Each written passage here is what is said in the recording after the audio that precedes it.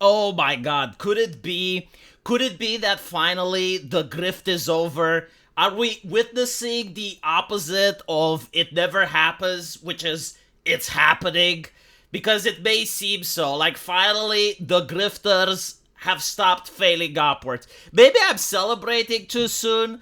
Like maybe these people that just got fired for ruining a multi-million-dollar project may pop up at a different company in a different franchise of an IP that we love. But so far, we would be hopeful. If you're unaware, like up until now, you had all these activists that went into the comic book industry, and every single time they would tank an entire comic book line, they would just fail upwards. Like they would pop up in a different position with better pay, with more prestige, just to tank another comic book. And so the same thing happened in video games. Like they would take IPs that people loved and enjoyed and use the title of the IP in order to bait people to buy it. And then they would give you like the worst garbage story that you could ever experience. And so like these individuals, like every single time they would just tank a video game, they would go to the next and the next and the next. And so now we're witnessing the fact that companies are finally understanding this. They're finally cutting the fat. The grift may be over because it was a grift. These people weren't hired because they're like amazing writers, because of their Shakespearean way of framing things. No one even knows who the fuck they are. Like if you name drop them, no one knows them. They're not any Kojima. They're no Amy Henning. Like no one knows these individuals. And yet they kept getting jobs in positions in high places that were extremely well paid. And it was absolutely a grift because the whole idea is you need to hire them in order to get access to good ESG loans, or certain left-leaning governments won't look into your company, won't audit your company. If you're playing ball, you may actually get government grants. That's how the ESG grift worked, by the way. Like in a lot of countries, if you didn't have a high ESG score, if you didn't play ball with the pink capitalism bullshit, then you would get lawsuits, then you would get people investigating you. And so like companies had to do this, but don't make any mistakes, like companies weren't victims in all of this. In a lot of places they actually went along with it because they genuinely believed in the ideology, like they genuinely believed in the horseshit. And so like from a writing perspective, why is it that Dragon Age failed? Well, it's because these writers that are activists did the exact same thing that they did in other games. Instead of wondering, it's like, okay, what type of universe is Dragon Age? Like, what is it renowned for? Okay, it's a grimdark setting. What type of stories can we say in this grimdark setting? Let's learn the lore so that we make sure that we're consistent. Let's create interesting characters that maybe were mentioned in the first games.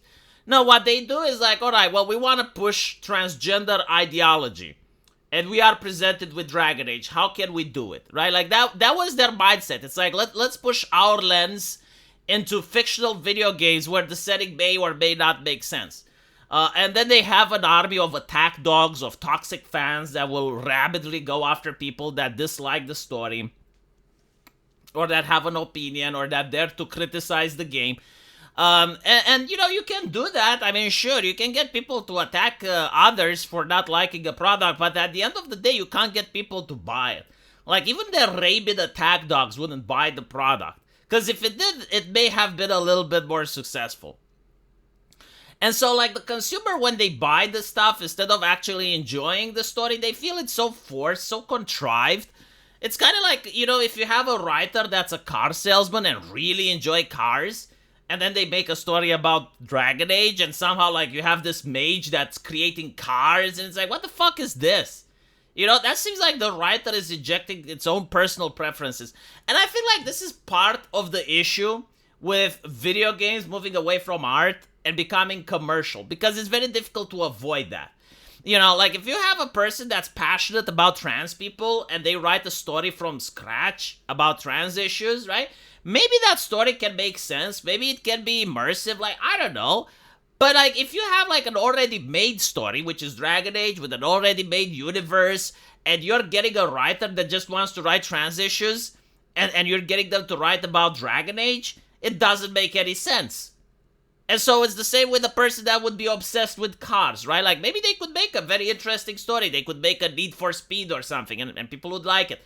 But when you force them to write in something that doesn't have vehicles, it's like a medieval fantasy, and the guy really wants to have cars and they really try to shoehorn them in, well, you're going to end up with a very poor story that no one likes. And of course, that is the nepotism, right? It's like these people were hired not because of their talent, but because they would fit checkboxes, and more importantly, is because they knew the person that knew the HR lady. And the reason that they got hired is because of that. So obviously, like everyone else, gets to be cut away from the project. It doesn't matter if you're like a really talented writer. Like they would look to see like who the fuck you are. Who do you know? Do you know any feminists? Do you know any activists? Like are you connected with someone that's into diversity, equity, and inclusivity? It's like, no, well, why would we allow you to become part of the grift? And that was like literally a grift. You know, they call YouTubers grifters. These are the actual grifters. Like they're not passionate about the video games. They're not passionate about the gameplay. They're not passionate about what they're creating. The only thing they're passionate about is making an easy cash. Like, make no mistake, a lot of these people were in the industry, in it for the money. And then secondary in it to push their ideology, which, by the way, many people don't even believe in it. I actually know some of these activists. And they used to believe in the ideology, but they stopped. However, they need to pretend they do, and they need to constantly create problems in order to provide solutions so that they can keep grifting. At the end of the day, that's pretty much it. Like, imagine a priest that goes to university in order to study theologian scholarship. And, you know, he's a believer in the beginning, like, genuinely a believer. But, like, as time moves on, he becomes an atheist. And so, like, what is that priest going to do? He spent 4 years of his life to this university. And now maybe he has his own congregation. Maybe he goes to church. But, like, he doesn't believe anymore. And a lot of people will keep grifting.